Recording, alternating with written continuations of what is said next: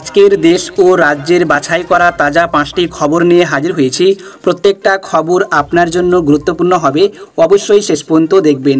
ভিডিওকে মোটেও স্কিপ করে দেখবেন না, না হলে আপনি অনেক কিছু মিস করবেন। অবশ্যই শেষ পর্যন্ত দেখবেন।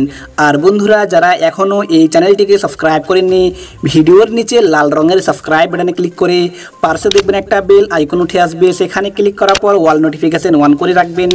আর একটা লাইক করতে ভুলবেন না। প্রথম খবরে চোখ রাখবো, ত্রিপুরায় গিয়ে ফের আক্রান্ত হলেন পশ্চিমবঙ্গের টিএমসি ছাত্র নেতৃত্ব। ইটের আঘাতে মাথা ফাটল সুদীপ রাহার, আক্রান্ত দেবাংশু ভট্টাচার্যও। তো বন্ধুগণ, বিস্তারিত জানিয়ে দেব, অবশ্যই সঙ্গে থাকবেন। ফের ত্রিপুরায় আক্রান্ত তৃণমূলের ছাত্র নেতৃত্ব। সোনামুড়া এলাকায় ত্রিপুরার দায়িত্বপ্রাপ্ত ছাত্র নেতা সুদীপ রাহার গাড়িতে ইট ছোড়া হয়, আর মাথায় ইটের আঘাত লেগে মাথা ফেটে গিয়েছে। পাশাপাশি সুদীপের সঙ্গে থাকায় আক্রান্ত হয়েছেন দুই ছাত্রনেতা দেবাংশু ভট্টাচার্য ও জয়ার কানে চোট লাগায় তিনি রক্তাক্ত হয়েছেন। অভিযোগের তীর সেখানকার শাসক দলের নেতা কর্মীদের দিকেই। বিজেপি শাসিত ত্রিপুরায় পুলিশি অত্যাচার এর প্রতিবাদ করতে গিয়ে কান্নায় ভেঙে পড়েন সুদীপ রাহা।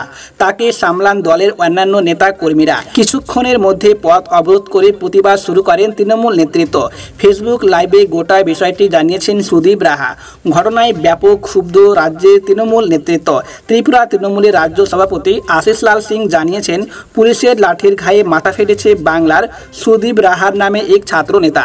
জানা গিয়েছে, শনিবার ত্রিপুরার আমবাসা সহ কয়েকটি জায়গায় তৃণমূলের প্রতিবাদ কর্মসূচি ছিল। সেখানে যোগ দিতে যাচ্ছিলেন জয়া, দেবাংশু, সুদীপরা, কিন্তু ওই এলাকায় কারফিউ জারি থাকায় পুলিশ তাদের পথ আটকায়। পাল্টা পুলিশি বাধা পেরিয়ে জোর করে এগোতে যান তৃণমূলের ছাত্র নেতারা। তারপরই পুলিশ তাদের উপর অত্যাচার শুরু করে বলে অভিযোগ। সুদীপ রাহার গাড়িতে বড় বড় ইটের টুকরো দেখা যায়। সেই ইটের আঘাতে সুদীপের মাথা ফাটে বলে অভিযোগ। ঘটনা জানাজানি হতে এ রাজ্যে তৃণমূল নেতৃত্ব গর্জে উঠেছে। তৃণমূলের সর্বভারতীয় সাধারণ সম্পাদক অভিষেক বন্দ্যোপাধ্যায় টুইট করে এর তীব্র নিন্দা করেন। চাচা ছোলা ভাষায় তার অভিযোগ, ত্রিপুরায় বিজেপির বিপ্লব দেব সরকারের নেতৃত্বে গুন্ডারাজ চলছে। তৃণমূলের রাজ্য নেতা কুণাল ঘোষ জানিয়েছেন, ত্রিপুরায় গণতন্ত্র ধ্বংস, তরুণ তুর্কিদের উপর হামলা চলছে। বিজেপির বিদায় শুধু সময়ের অপেক্ষা। দলের নির্দেশে ব্রাত্য আর আমি রবিবার সকালে ত্রিপুরা যাচ্ছি।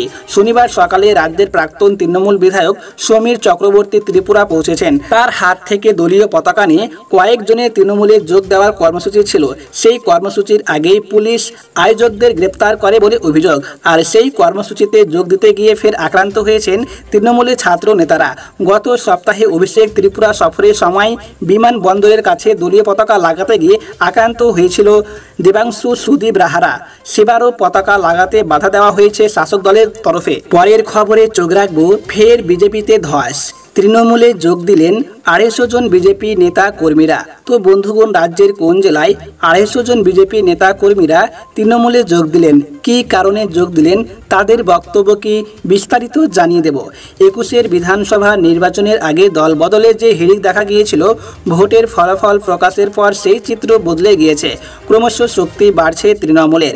একের পর এক গেরুয়া শিবিরের নেতা কর্মীরা যোগ দিচ্ছেন তৃণমূলে। শনিবার মুর্শিদাবাদে 250 জন বিজেপি নেতা কর্মী বিজেপি দল ছেড়ে তৃণমূলের নাম লেখালেন।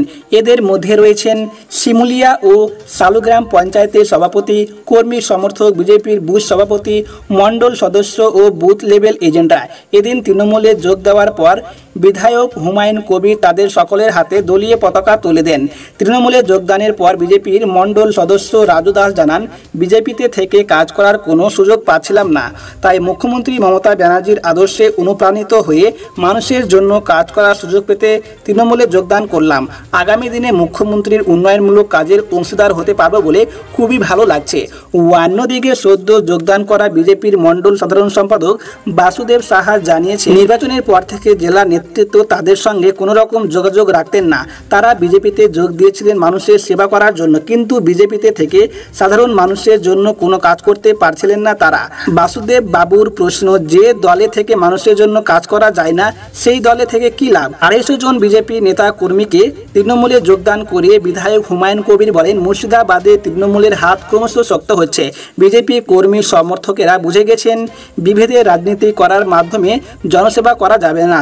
তাই তারা প্রকৃত অর্থে মানুষের সেবা করার জন্য দলে দলে তৃণমূল কংগ্রেসের নাম লেখাচ্ছেন। পরের খবরে চোখ রাখব, বিদ্যুৎ সংশোধনী বিল নিয়ে আলোচনা করুন, মোদীকে চিঠি মমতার। তো বন্ধুগণ, বিস্তারিত জানিয়ে দেব মোদীকে চিঠিতে কি লিখেছেন মমতা। ফের প্রধানমন্ত্রীকে চিঠি লিখলেন মুখ্যমন্ত্রী মমতা বন্দ্যোপাধ্যায়। বাদল অধিবেশনে দ্রুত বিদ্যুৎ সংশোধনী বিল পেশ করতে চলেছে কেন্দ্র। আর ফের একবার কেন্দ্রের এই নীতির বিরুদ্ধে গর্জে উঠলেন মমতা।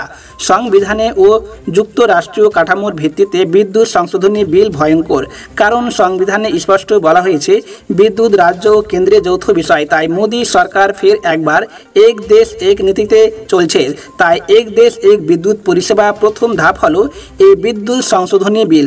আর এই বিল পাস করে আইন হলে রাজ্যের হাত থেকে আরও একটি বিভাগে ক্ষমতা চলে যাবে বলে আশঙ্কা রয়েছে, যার বিরুদ্ধে প্রধানমন্ত্রীকে চিঠি লিখলেন মুখ্যমন্ত্রী মমতা বন্দ্যোপাধ্যায়। জিএসটির নামে ভাওতা, রেশন নীতি, জাতীয় শিক্ষানীতির পর এবার বিদ্যুতের পিছনে লেগেছে কেন্দ্র। সংবিধানে স্পষ্ট উল্লেখ রয়েছে বিদ্যুৎ রাজ্য ও কেন্দ্রের আওতাভুক্ত, আর সেই নিয়মকে বদলাতে আসছে এই বিদ্যুৎ সংশোধনী বিল।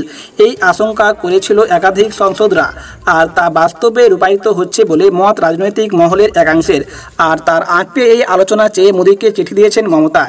এদিন প্রধানমন্ত্রীকে দেওয়া চিঠিতে মুখ্যমন্ত্রী জানিয়েছেন বিদ্যুতের বিষয়টি সংবিধানের যুগ্ম তালিকায় রয়েছে। তাই কেন্দ্রের উচিত এই বিল নিয়ে আসার আগে রাজ্যগুলির সঙ্গে আলোচনা করা। বিদ্যুৎ সংশোধনী বিল জনস্বার্থ বিরোধী। কেন্দ্রীয় সরকারের এই সংশোধনী সংসদে পাস হলে এতে গরিব উপভোক্তারা বলি হবে। তিনি চিঠিতে আরও জানিয়েছেন রাজ্যের সঙ্গে না কথা বলে এই বিল আনার পিছনে রাজনৈতিক উদ্দেশ্য রয়েছে। বিল সংশোধনীর মাধ্যমে কেন্দ্রের তরফ থেকে খোলা বাজারের নীতি মেনে সরকারি ক্ষেত্রকে চরম মুনাফা করার সুযোগ করে দেওয়া হচ্ছে। বিদ্যুৎ বন্টনের বিষয়টি রাজ্য নিয়ামক সংস্থা অধীনস্থ, এক্ষেত্রে সেই অধিকারও খর্ব করা হচ্ছে। তাই কেন্দ্র যেন এই বিল আনা থেকে বিরত থাকে। পরের খবরে চোখ রাখব, অভিষেকের সঙ্গে বৈঠক রাজীব বন্দ্যোপাধ্যায়ের। তৃণমূল সূত্রে শোরগোল ফেলা খবর। তো বন্ধুগণ, রাজীব বন্দ্যোপাধ্যায় কি তৃণমূলে যোগদান করবেন? অভিষেকের সঙ্গে কি কথা হলো বিস্তারিত জানিয়ে দেব। তাহলে কি তৃণমূল কংগ্রেসে প্রত্যাবর্তন হতে চলেছে রাজীব বন্দ্যোপাধ্যায়? এবার তৃণমূলের সর্বভারতীয় সাধারণ সম্পাদক অভিষেক বন্দ্যোপাধ্যায়ের সঙ্গে রাজীব বৈঠক করেন বলে সূত্রের খবর। মুকুল রায়ের ঘরে ফেরার পর থেকে তৃণমূলে রাজীবের ফেরা নিয়ে জল্পনা উস্কে উঠেছিল। সেই জল্পনা উস্কে ডোমজুড়ের প্রাক্তন বিধায়ক, কখনো তৃণমূলের রাজ্য সাধারণ সম্পাদক কুণাল ঘোষের বাড়িতে, কখনো আবার তৃণমূল মহাসচিব পার্থ চট্টোপাধ্যায়, আবার কখনো মুকুল রায়ের বাড়িতে পৌঁছে গিয়েছিলেন। কিন্তু এবার তার সরাসরি অভিষেক বন্দ্যোপাধ্যায়ের সঙ্গে বৈঠক হয়েছে বলে খবর।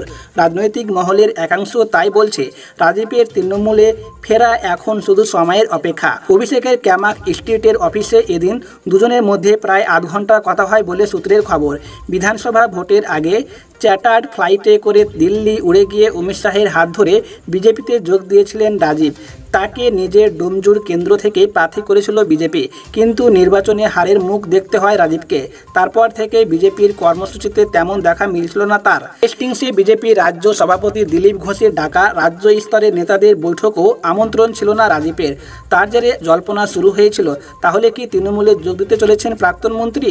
সেই জল্পনার মধ্যেই রাজ্য সরকারের পাশে থাকার বার্তাও দিয়েছেন রাজীব। বাংলায় রাষ্ট্রপতির শাসন নিয়ে বিজেপি যখন সুর চড়াচ্ছিল, সে সময় ফেসবুক পোস্টে রাজীব লিখেছিলেন, সমালোচনা তো অনেক হলো, মানুষের বিপুল জনসমর্থন নিয়ে আসা নির্বাচিত সরকারের সমালোচনা ও মুখ্যমন্ত্রীর বিরোধিতা করতে গিয়ে কথায় কথায় দিল্লি আর 356 ধারার জুজু দেখালে বাংলার মানুষ ভালোভাবে নেবেন না। আমাদের সকলের উচিত রাজনীতির ঊর্ধ্বে উঠে কোভিড ও ইয়াস, এই দুই দুর্যোগে বিপর্যস্ত বাংলার মানুষের পাশে থাকা। এমনকি শুভেন্দু অধিকারীর লাগাম ছাড়া তৃণমূল আক্রমণকেও এক হাত নিয়েছিলেন তিনি। তো বন্ধুগণ, আশা করি আপনারা বুঝতে পেরেছেন। এই ছিল আপডেট।